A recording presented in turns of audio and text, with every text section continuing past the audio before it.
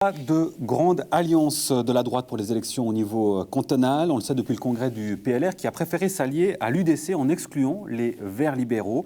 Une large alliance regroupant le PLR, l'UDC, les Verts libéraux, mais aussi le Parti indépendant nyonnais est pourtant une réalité au niveau du district. On l'évoque avec nos deux invités, à commencer par Laurent Miéville. Bonjour. Bonjour. Vous êtes conseiller communal Vert libéral à Nyon. Face à vous, Marco Carenza. Bonjour. Bonjour. Conseiller communal UDC à Nyon également. Au niveau cantonal, Marco Carenza, les Verts libéraux sont jugés trop à gauche par l'UDC. Est-ce que ça veut dire que les Verts libéraux dans le district sont plus à droite? Alors, c'était effectivement un argument qui avait été relevé, notamment en examinant les votes nominaux au Grand Conseil. Mais ça, ce n'est pas vraiment un argument phare de notre choix. Hein. C'est-à-dire, quel est votre argument? L'argument phare, c'était plutôt celui de la légitimité. L'UDC pèse 16,2% au niveau de ses électeurs. Et par conséquent, nous estimons qu'il est légitime que nous ayons un conseiller d'État compte tenu de ce poids électoral. Et du coup, le fait de s'allier avec les Verts libéraux, c'est de la mathématique? Alors, c'est avoir quelques voix. C'est une approche mathématique qui est également juste, hein, mais à notre avis, vu que la droite dans son ensemble dans le canton pèse un tout petit peu plus de 50%, on a trouvé que ce serait exagéré de proposer 5 candidats de la droite sur 7 sièges au Conseil d'État. Laurent Miéville, là aussi, pour les Verts libéraux, en tout cas pour le district, c'est un calcul électoral. S'allier à l'UDC, en tout cas sur le papier, ça permet de s'assurer peut-être une meilleure élection.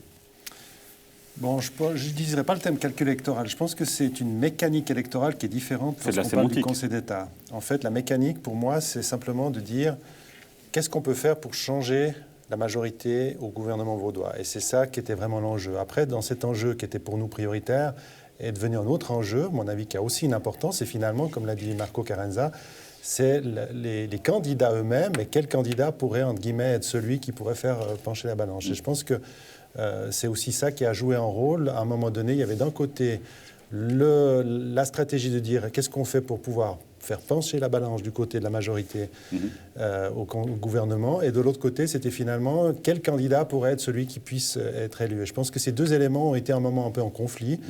Et nous, Verts libéraux, on prend acte. C'est clair qu'on aurait souhaité pouvoir participer à cet effort commun, mais on est tout à fait respectueux aussi du choix démocratique que l'UDC a fait au niveau cantonal.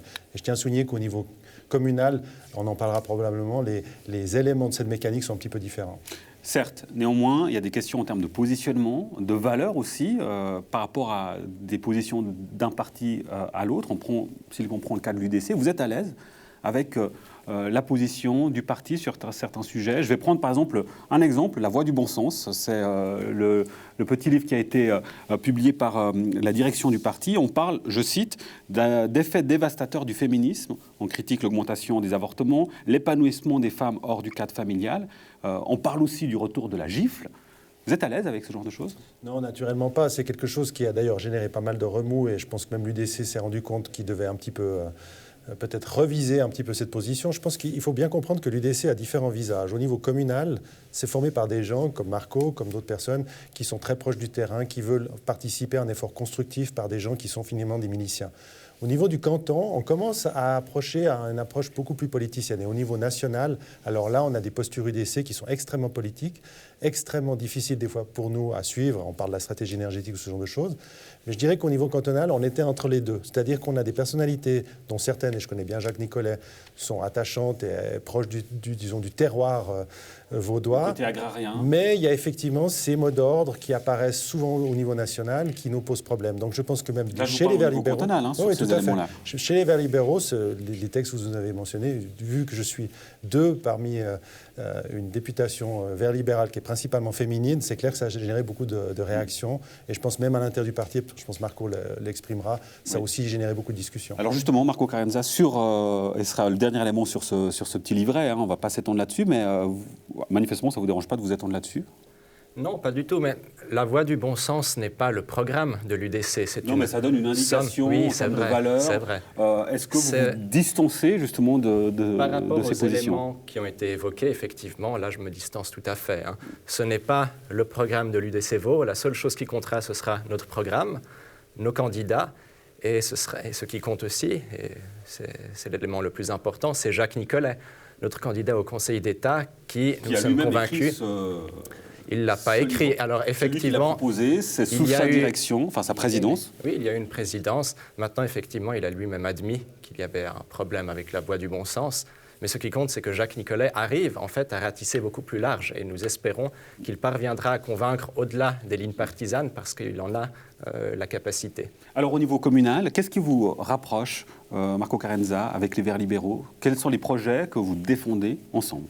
Alors tout d'abord, c'est l'aspect humain.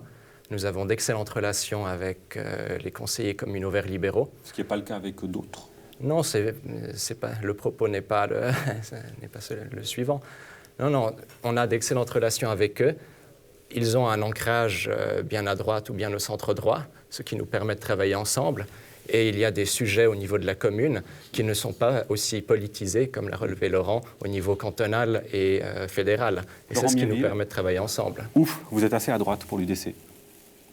Ça va dépendre à qui vous posez la question. Nous sommes en partie de centre droit. Ça veut dire que nous avons 3 thèmes, le thème écologie, le thème humain et le thème économie. Alors en fonction de comment ces thèmes se mélangent, on pourrait être perçu parfois pour voter à gauche parce qu'on est plutôt pour l'écologie, mais on a une écologie qui est quand même respectueuse de l'économie. Donc en fait, on a, je dirais, un profil qui est centre-droite.